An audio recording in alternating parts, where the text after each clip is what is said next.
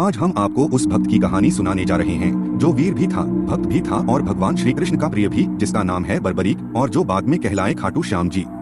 बहुत समय पहले महाभारत युद्ध के युग में भीम के पुत्र घटोत्कच का विवाह नागकन्या मोरबी से हुआ।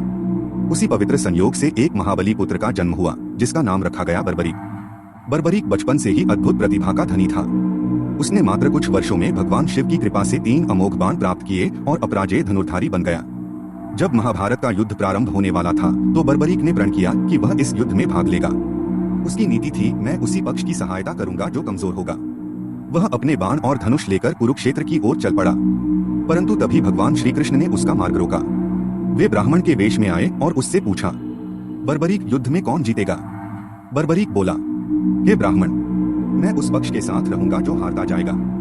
जब पांडव हारेंगे मैं उनके साथ हो जाऊंगा, फिर जब कौरव हारने लगेंगे तो उनके साथ। इस प्रकार मैं सभी को मार दूंगा और अंत में मैं अकेला बच जाऊंगा।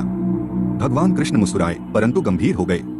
तुम्हारा संकल्प न्याय संगत है, पर इससे युद्ध का उद्देश्य समाप्त हो जाएगा।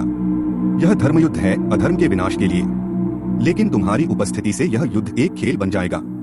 भगवान कृष्ण ने बर्बरीक से एक आखिरी मांग की, हे वीर, यदि तुम वास्तव में धर्म के मार्ग पर हो तो मुझे अपना शीश दान दो ताकि इस युद्ध की निष्पक्षता बनी रहे। बर्बरीक हंस पड़ा। उसने श्री कृष्ण को पहचान लिया और बिना झिझके अपना सिर काटकर भगवान को अर्पित कर दिया। भगवान श्री कृष्ण ने उस कटे हुए शीश को वरदान दिया, हे बर्बरीक, तुम इस पूरे युद्ध को देखोगे और जब युद्ध समाप्त हो जाएगा तो तुम बताओगे किसकी विजय हुई। 18 दिनों के बाद जब महाभारत समाप्त हुआ, सभी योद्धा विजय का श्रेय अपने अपने बल को देने लगे। श्री कृष्ण ने बर्बरीक से पूछा, तुमने सब कुछ देखा, बताओ किसकी जीत हुई? बर्बरीक बोला, प्रभु, मैंने देखा युद्ध भूमि में जहाँ जहाँ अर्जुन ने बाण चलाए वहाँ वहाँ आप श्री कृष्ण रथ के सारथी बनकर युद्ध को नियंत्रित कर रहे थे। आपने ही हर योद्धा की दिशा तय की। जीत अर्जुन की नहीं, आपकी हुई प्रभु।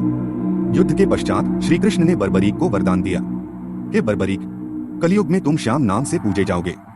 जो भी सच्चे मन से तुम्हारा नाम लेगा तुम्हारे दरबार में आएगा, उसकी सारी मनोकामनाएं पूरी होंगी।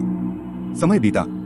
कलयुग में एक भक्त को सपना आया कि श्याम का शीश खाटू राजस्थान की धरती में है।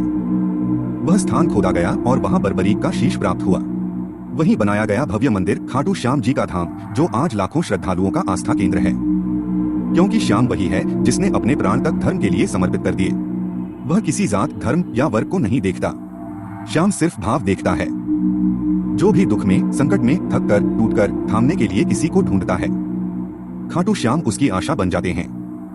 श्याम बाबा कहते हैं, मांगना है तो श्रद्धा से मांगो, मैं तुम्हारे भाग्य को बदल दूंगा। बस सच्चे मन से पुकारो। श्याम बाबा। और मैं दौड़ा चला।